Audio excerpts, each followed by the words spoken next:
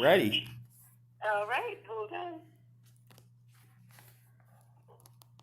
Good morning, gentlemen. Are we all there? I'm here. Yeah. Super. Okay. Albert, I will hand it to you. Okay. Hey, Brian, how's it going? Good. How are you doing, Albert? I'm doing well, thank you. I gotta say, man, I just saw Pursuit, and dude, you really nailed it with this one. It was such a great story. I couldn't want to take my eyes off. There's so many twists and turns. I just kept going. What's gonna happen next? What's gonna happen next? And overall, excellent movie. Wow. Thank you so much. I appreciate that, man. Thank you. So, how did this project come about? It started. It's kind of a brainchild of producer Andrew Stevens. He had done the Walking Tall series, and he had gone to Alan and Don Burstein, and they pitched them, hey, I want to do another kind of Walking Tall-esque show, and they said, great, let's write a script. So they wrote a script with Ben Fury, and then Andrew and I had worked together on a few projects, so he came to me and said, hey, I'd love for you to direct this thing. Here's our script. Let's do a director's pass. And that's how I got involved. And so I came in, did a director's pass, and then we got John on board after the director's pass, and the rest is history. But yeah. That's awesome, and the cast is excellent. I mean, Andrew Stevens to me is legend. I mean, I followed him since I saw his stuff from like the '70s, up to everything. So to see him back on screen was just awesome, hands down, just amazing. Especially playing this kind of, this crime boss of sorts who's conflicted with his son being LGBTQ, and he just really did an excellent job in this one. Yeah. No, Andrew is a mentor and a very close friend, and I'm grateful to have him in my life for sure. That's awesome. So, what was it like working with Emile Hirsch and John Cusack on this one? John is he's an intellect. He's genius. He came in probably 3 or 4 months before we actually started filming, and was immediately engaged with the script. He and I were having phone calls, and we would go through and analytically just kind of go through his character and build. And the process with John was such a pleasure. I mean, just absolute pleasure working with him. And then Emile, everybody's got their own ways of developing their characters. Emile was he wasn't so like line by line analytical. He was more about the creation of his character, and he called me one Saturday morning and was like, I've got it, and pitched me the voice and pitched me, kind of his mannerisms, and I was like, perfect, man. And so we worked on that character for, probably a week before we started shooting, and again, both these guys are powerhouses, they're professionals, and they really bring it to the screen if you give them a place to play. And I think that's what great directors do, and that's what I achieved to do is to give actors a world for them to play in, and so. Yeah, and I gotta say, aside from Emile and John, Luke Manley really, I felt like he carried a lot of the film as well, because he's this conflicted cop, whose wife passed away, and he's on this mission of revenge, and he really carried the film out well. He reminded me of like if Tanner Buchanan from Cobra Kai got older, he would look like Luke Manley because he had the same hairstyle and everything. But he really dealt his own in the fight scenes. It was just great.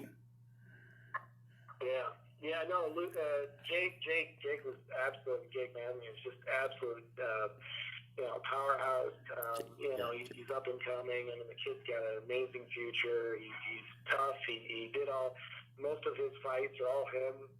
He's very physical, yeah. I mean, he's gonna. You got to keep your eye on that kid, because he's a fantastic actor, and just.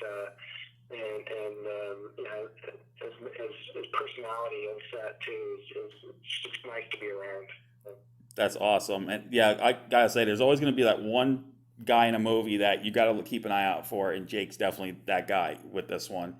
And I love that William Catt is in the film too. I mean, he's of course another legend, and I like the name of his character, like Tay Biggs. I'm thinking, really? I'm like, that's interesting, but he did a good job as the cop in this one. He really did a good job on this one. Yeah, no, I mean, Bill and I we've done a couple of films together, and he called me and said, "Hey, I heard you got a film. I'll do whatever." He's like, "I'm driving out to the East Coast to see my son. I heard you're filming in Arkansas. I'll stop by and whatever you got for me. If you have something, I'm in 100%." And so I was like, "Yeah, dude." So we cast him as Tay Biggs and gave him, again, every one of these characters are very multifaceted. They're not just black and white. They're gray. They're trying to achieve good, but through poor means. I mean, it's and Bill got that, and that's something that again, Bill, I grew up watching him, and if there is a TV, he's one of mine for sure. I'm sure he's yours, Yeah, definitely.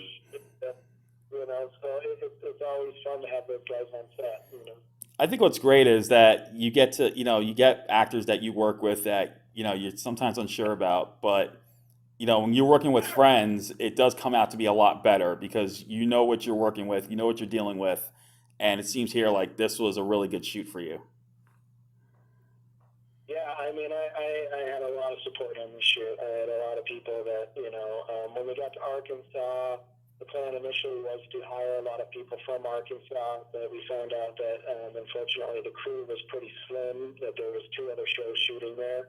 And so there was very little crew, and we had to go back to LA and say, "Guys, we need you." And so a lot of guys pulled off other shows. I had a phenomenal stunt team. I had the guys off of Mandalorian, Joe Perez, Luke Bensman. I mean, I had these guys that, are Academy Award winning stunt guys that, on the #1 show, they were like, "Hey, I've got a couple weeks off. Sure, I'll come out and help," and so it was, I mean, it's just, it was very awesome to just see the outpouring of support. My special effects guy, I mean, he's the one that does everything for American Horror Story. He was on a hiatus, so he was like, "Yeah, I got 3 weeks. I'll come out." And then he went straight from our show on to Ghostbusters. I mean, it's just crazy, the level of talent that we had that came out and supported us, in a time of need. So. Yeah, and Albert, I'm so sorry. I just want to give a little heads up that we have to wrap up in 2 minutes, so this could be the last question. Yeah, no problem. So, finally, what is next for you after Pursuit? Because you're just you're belting out a lot of action flicks, and I can't wait to see more of your stuff. Thank you. Yeah, man. The next one, Lionsgate asked me to do a biopic. It's a period piece. Pretty much all I can say about that for the moment, but it's going to be violent and action packed and set in the late 70s. So should be it should be a great time, man. I'm so excited to get on that one. We're supposed to start shooting in April. So that's awesome. So Pursuit will be out on February the 18th, and those who love a good action flick and love this type of stories that keeps twisting, keeps getting you going one direction and swerving into another, they're gonna want to see this for sure. And Brian, thank you so much for taking the time to talk about the movie. Yeah, thanks for having me. Appreciate it. Thank you. All right, man. You take care and stay safe. Thanks, Albert. All right, bye-bye.